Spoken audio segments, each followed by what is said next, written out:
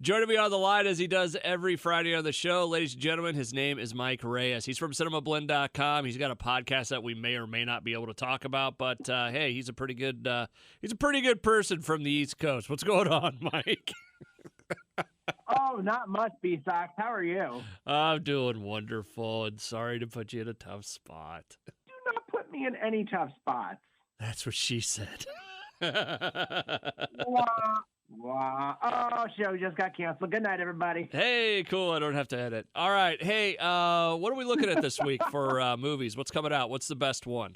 Best one, hands down, is In the Heights. Big screen adaptation of Lin-Manuel Miranda's hit musical that isn't Hamilton, starring Anthony Ramos and a wonderful cast of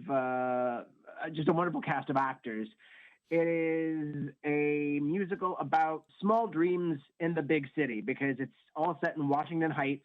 Okay. And you're seeing various members of the community sort of go about trying to make their lives, a little better. And, there's a big lottery that comes up and someone may win and it may be the key to their dreams. But there is a reason why Warner Brothers kept this on their theatrical docket, because I actually got to go see this in a theater. This was my first movie back to critic screenings. Yeah. This was an absolute delight to see on a big screen on a really good sound system. I have I have a 4K TV with surround sound at home, but it's nothing compared to this was an AMC Prime auditorium, and just with a musical like this, it really hits perfectly. And in the words of one of my colleagues, I will say, do not watch this film hungry, because there is a lot of delicious Hispanic food shown off in this film, and it will make you hungry. But also, you will probably cry, and you will leave with a lot of laughter and a lot of happiness. Mike Reyes from Cinemablend.com joining me on the line. What's next on the list here? I actually saw Peter Rabbit 2 this week.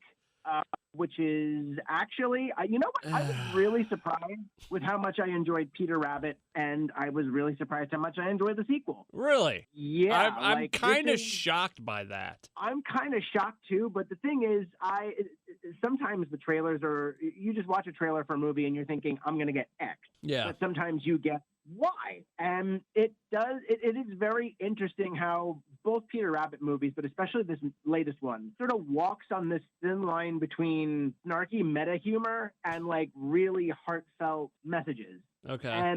But my only issue is they sometimes lean a little too hard into the snark and the meta humor with this, but it's still a fantastic sequel to the first one. If parents and kids like that original film, they're still going to like this. This is an insanely stacked cast. Okay. And again, this was another one where it was a lot of fun to actually see in a theatrical setting. I mean, you're probably we're going to be playing this huge guessing game for maybe the next couple of years, where you really guess which movies are going to go to streaming, which ones are going to go to the theater. And then after that is the question of which ones deserve to go where. This is definitely something that families can take their kids to and just have fun. Okay.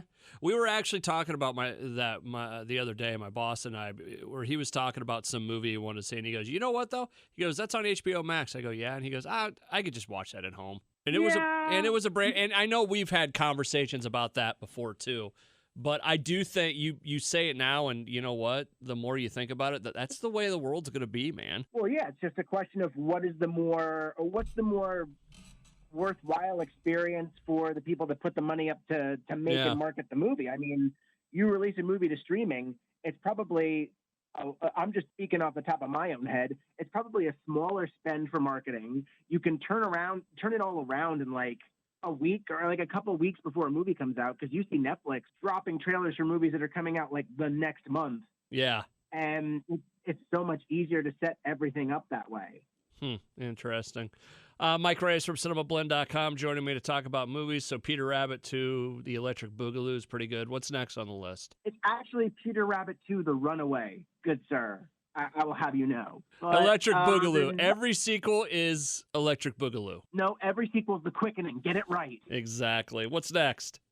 Well, another thing I want to mention, since we've talked about streaming and things being very low key, is Disney Plus's Loki, which just started this week, and it's I am so nervous to really say anything, because we're already at our third Marvel TV show, and I still remember getting all hyped up for WandaVision. And it's like, yeah, WandaVision. And then it gets to that finale, and the show just got increasingly worse. Falcon and Winter Soldier was solid. Like, that was a very solid, that felt like it really could have been a movie.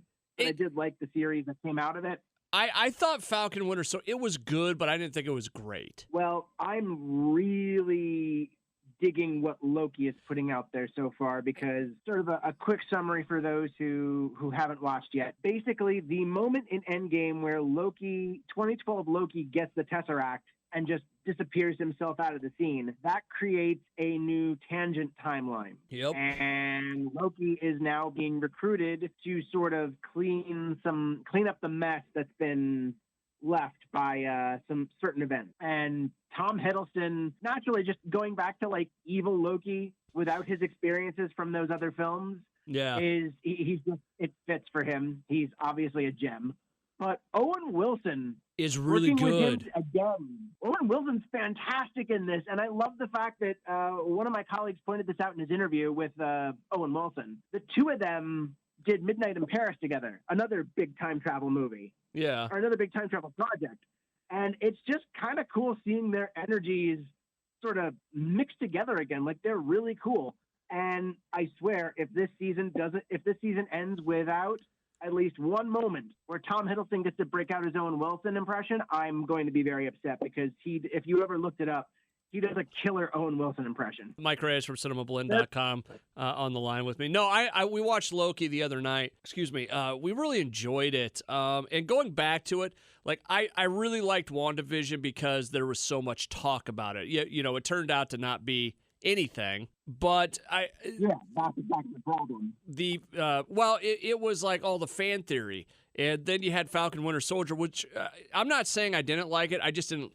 Like, I didn't think it was the best thing that Marvel's ever put out. I thought it was if it came out in a movie, I thought it was more of a movie than WandaVision. I think, you know what? Thinking about it now, if you would have put Falcon Winter Soldier out as a movie, I think it would have worked better than a series. I mean, I really can't argue with that, because I would have loved a film out of that. But even as an extended series experience, it had something to say. It had actual story, like, that seemed plotted out to be told in a series. It wasn't just, we're gonna extend this story just for the fun of it. It seemed like it was more an MCU thing than WandaVision was. WandaVision seems like they kind of shoehorned it into the MCU, where they just wanted to set Wanda up as the next big villain. But Falcon Winter Soldier seemed a lot more planned out, a lot more.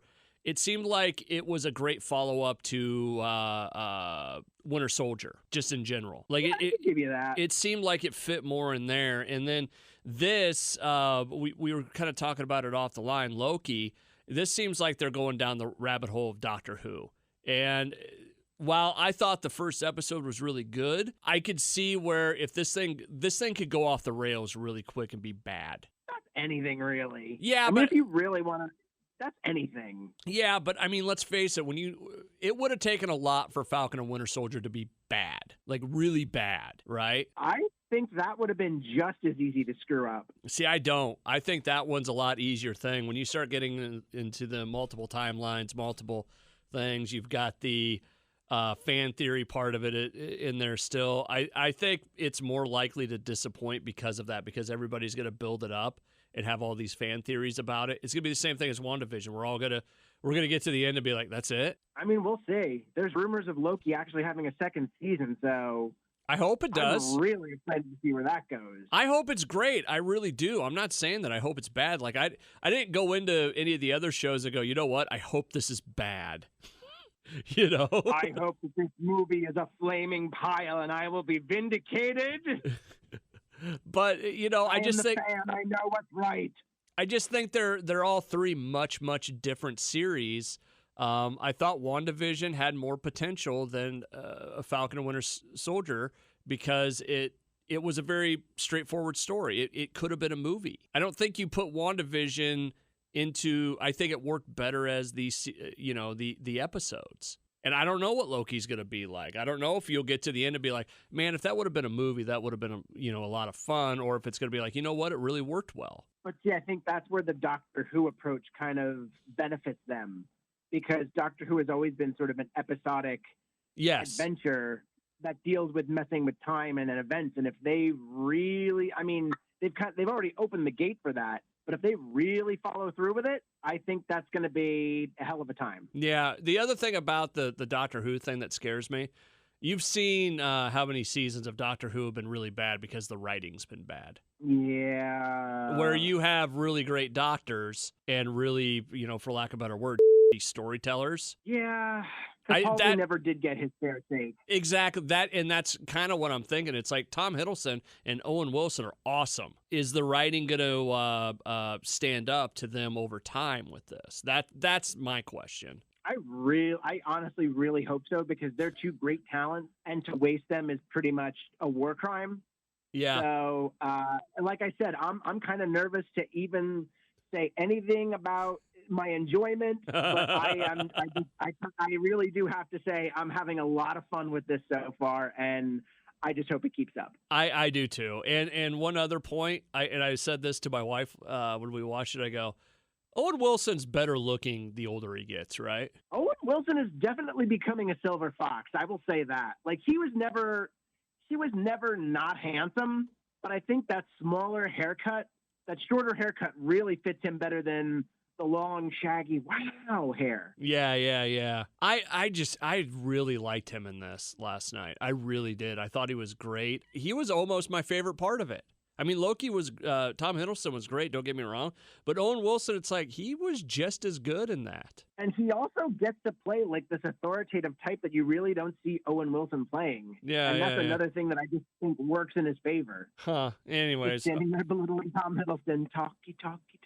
You love to talk. You just lied right there. Like, there are certain parts of the Owen Wilson experience that fit into this character. But, all right, we're gushing over this a little too much. Mike Reyes from Cinemablend.com joining me on the line.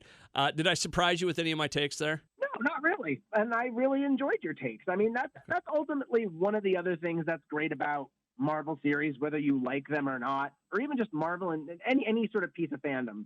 I think people need to realize the differences in people's opinions are what make it interesting, because there's always another way to look at it and another way to sort of sharpen up the reasons why you like it. Well, I felt bad at the beginning when I said I didn't think Falcon and Winter Soldier was as good. And someone's going to go, he thinks it sucks. It's like, no, I don't. I really enjoyed it. I just thought I liked it in a different way. Yeah.